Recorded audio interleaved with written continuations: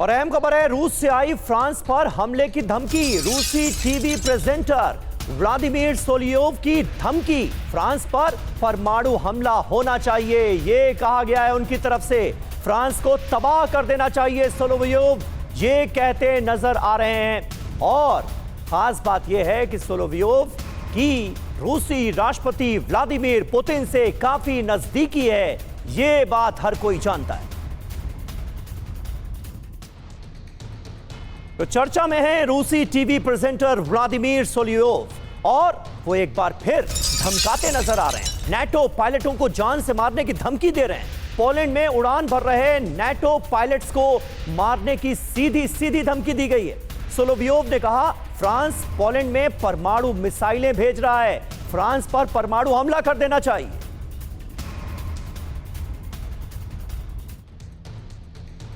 तो सवाल तो देखिए यही है कि क्या पोलैंड से भड़केगा परमाणु युद्ध? बयानात तो ऐसा ही नजर आ रहे हैं। रूस के आक्रामक रवैये से पोलैंड, बाल्टिक देश असुरक्षित महसूस कर रहे हैं। बाल्टिक देशों को आशंका है कि रूस उनकी जमीन हड़प लेगा। समय रहते एक्टिव होना चाहते हैं पोलैंड और तमाम बाल्टिक देश। नाटो की मीटिंग्स में सेना पोलैंड भेजने की डिमांड हुई है। पोलैंड समेत बाल्टिक की सुरक्षा के लिए नाटो सेना भेजने की मांग की गई है।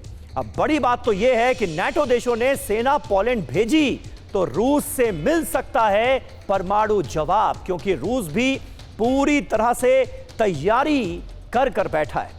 और अब आपको यूरोप और नाटो देशों की परमाणु ताकत और रूस बेलारूस की परमाणु ताकत में तुलना करके बताते हैं कि कौन किस स्थिति में नजर आ रहा है। ये देखिए पूरी डिटेल आपके सामने। यूरोप का परमाणु घेरा, फ्रांस ब्रिटेन के पास 540 परमाणु हथियार मौजूद हैं, जबकि रूस बेलारूस की बात की जाए तो रूस के पास 1600 परमाणु हथियार मौजूद हैं। एक बड़ी परमाणु ताकत है रूस।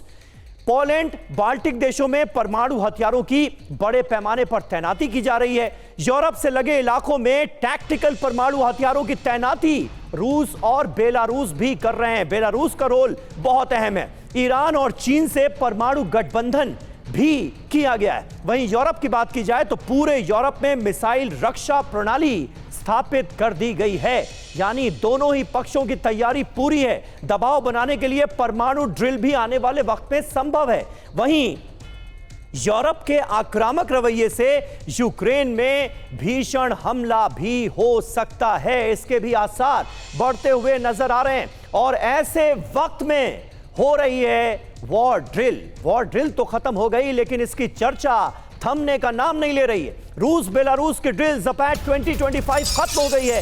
दोनों देशों के 1 लाख सैनिकों ने इसमें हिस्सा लिया। 333 फाइटर जेट और विमान इसमें शामिल हुए।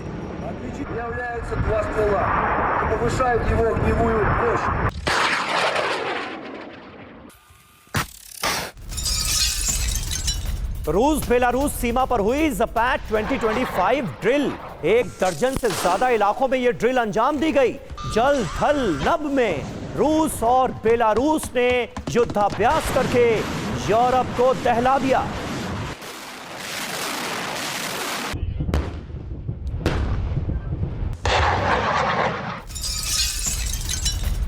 और ज़पैट 2025 में परमाणु ड्रिल भी शामिल। बायोलॉजिकल युद्ध का भी अभ्यास किया गया। केमिकल अटैक से निपटने की भी जवानों को दी गई ट्रेनिंग।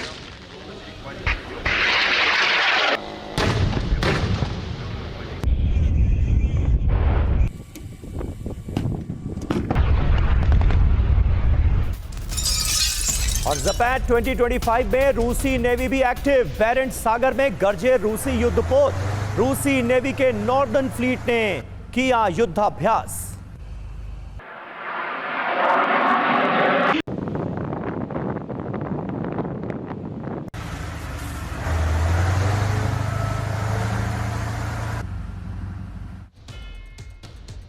लेकिन इस युद्धाभ्यास की सबसे खास बात क्या रही, अब आपको यह दिखाने जा रहे हैं। ज़पैट 2025 युद्धाभ्यास में पहुंचे रूसी राष्ट्रपति व्लादिमीर पुतिन।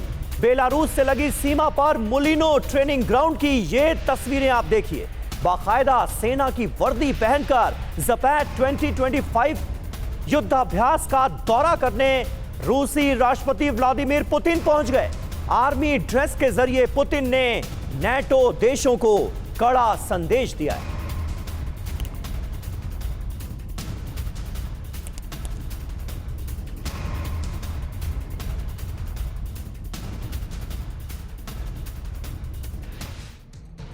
तो रूसी राष्ट्रपति व्लादिमीर पुतिन की मौजूदगी ने यूरोप में हड़कंप मचा दिया। पुतिन ने हथियारों का यहां पर निरीक्षण किया।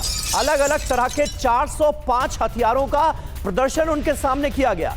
और तो और पुतिन ने कई हथियारों को खुद चला कर देखा। ये देखिए, आर्मर्ड व्हीकल में भी पुतिन बैठे नजर आए।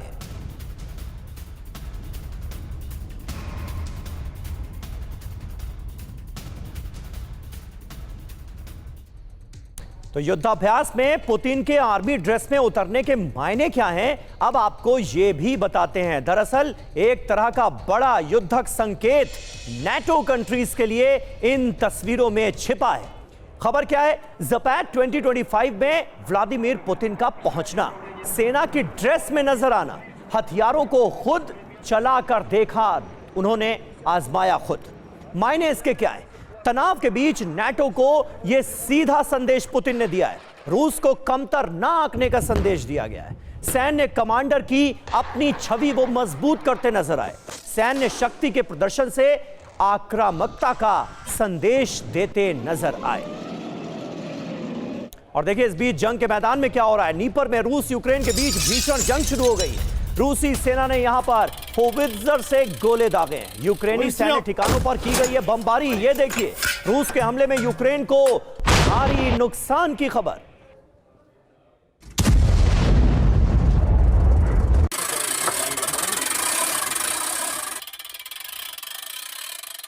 Выстрел!